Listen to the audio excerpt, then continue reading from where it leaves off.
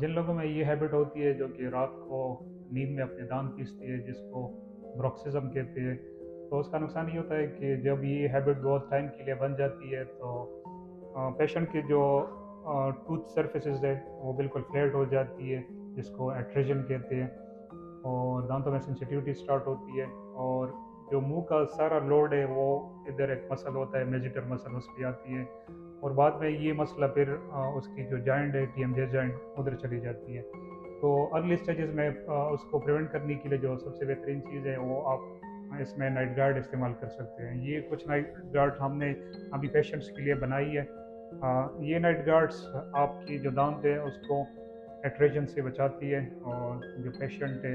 उसको इसके साथ बहुत रिलीफ मिलता है।